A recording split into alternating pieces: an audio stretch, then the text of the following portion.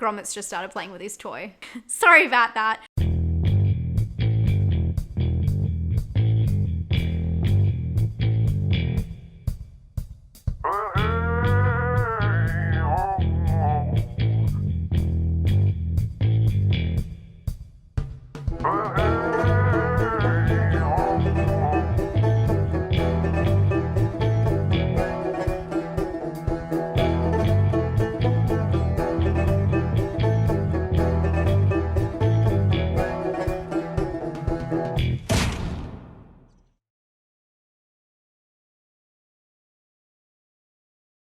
Welcome back to another 13 Days of Horror. I am excited today. I think I'm the most excited for this film just because it looks so far up my alley. That does not sound right. I am ready to go. I'm back in the lounge room today. I have my plants, I have my dog, I have my coffee, and I'm about to watch what I believe is like a cult thriller. This one is from Netherlands and it is about a strange man that works his way into this arrogant upper class family and tears their life apart.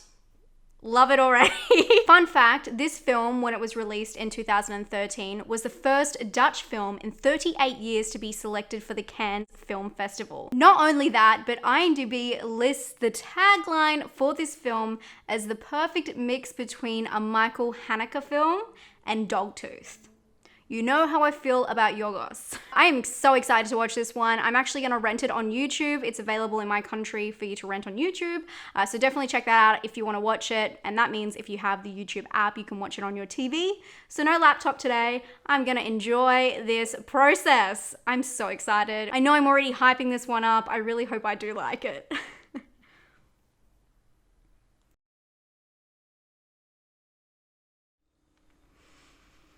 Okay, I just finished Borgman. That was, I mean, it was very Yorgos. Definitely I can see the elements of Dogtooth in there. And it was a lot longer than I thought it was gonna be. I think it was an hour and 52 minutes, 53 minutes. I stand corrected.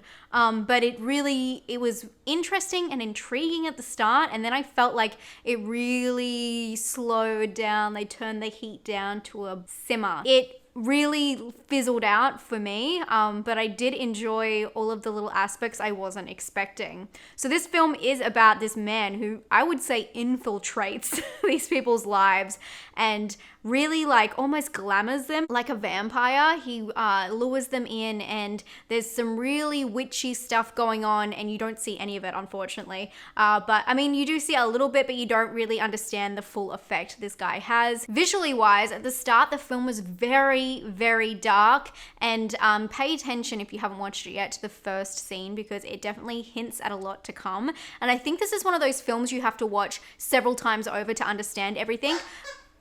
Gromit's just started playing with his toy. Sorry about that. What is actually interesting in the film is there is a greyhound. So that's crazy. Gromit, my dog, is a greyhound as well. And those dogs are meant to symbolize something. I looked into it afterwards. It's very interesting. And what I was saying is this film really doesn't over-explain itself. So I think it would be a huge benefit to watch this a second or third time and really understand what's going on. But the film isn't like a thriller in the way that it is intense and violent, although there are some violent aspects. It's more the way everything unravels and the way you're constantly watching, and I don't know, it's almost like infuriating at moments because everything just keeps going wrong. It's really hard to talk about this film without spoiling it, especially because what Borgman symbolizes actually has a lot to do with folklore in Germany. And if you have seen the film, I recommend looking this up afterwards, because not everything is as it seems. And I guess that's good that the film doesn't tie it all up and explain everything to the audience. It lets them draw their own conclusions. But I do think the thought behind it and the intent behind it is really cool and something very interesting. Unfortunately, as I said at the start, I do think it's slowed down a little bit, especially towards the end. But I guess, like, you know, the start is such the emotional part when he's like infiltrating, as I say, into this family. But as, you know, things are tolerated and things go on, it turns into this simmer because everyone's kind of bowing down to his needs. So it makes sense why it goes that way. And as an audience, I guess it gets more annoying to watch as it goes on, infuriating, but it's an uncomfortable film and it's made to be an uncomfortable film. And I think that's what makes it creepy and gives it that kind of light horror aspect. I'm going to give this one a personal score of 6. Yeah, I know. It was very slow, and although the dreamy aspects were really cool, I would like a little bit more of that. And yeah, I don't know, just a little bit more of a point of difference, which means I'll go into originality next just because I said that. I'm going to give it a 5 for originality. I feel like I've seen this kind of thing happen before. I do think it's an interesting way to look at cult and cult-like behavior. I don't think that we've seen it exactly like that. That's why I'm giving it in the middle. I think we've seen, I mean, I've done 20 cult movies and TV shows. I've done a video on that. But I think we've seen the aftermath and the before of that, but we've never seen this kind of like suburban household being taken over like that. So I think it's really interesting in that respect. And for scare, I'm going to give it a 3. I don't think it's quite scary at all. I definitely don't think it's for children or anything, but I don't think it's scary. Let's find out though where it's going to land on the genre map. Trying to think now, where should it land on the genre map? And then also, did it hit the mark? Okay, Borgman, where does he belong on the genre map? This one is actually kind of hard. More because how interesting that, I mean, he's like a cult-ish guy. But there is a psychological aspect with it. Obviously, it's not a very straightforward film. And as I said, there's lots of symbols, lots of mind games, all that kind of stuff. So I do feel like these kind of crossover. But then, I mean, it's not like there's full proof, but there is some aspects that I do think kind of, I mean, where's the occult really lie? And we did ask that before with November, where this is a little bit folky as well. So why don't we put Borgman towards the more of this side, which is very interesting. Let me know what you guys think. And you know what? I'm actually going to Sharpie this up for the first time because folk and this guy kind of belong. So I'm just going to, oh my God. Yeah. He's kind of folk too. It looks like we're making a serial killer like document. Next time I'll get out the string. What do you guys think? Let me know where you would have put it. Disturbing, maybe? I don't know. He's a little bit of everything, I think. And now we're down at the mark.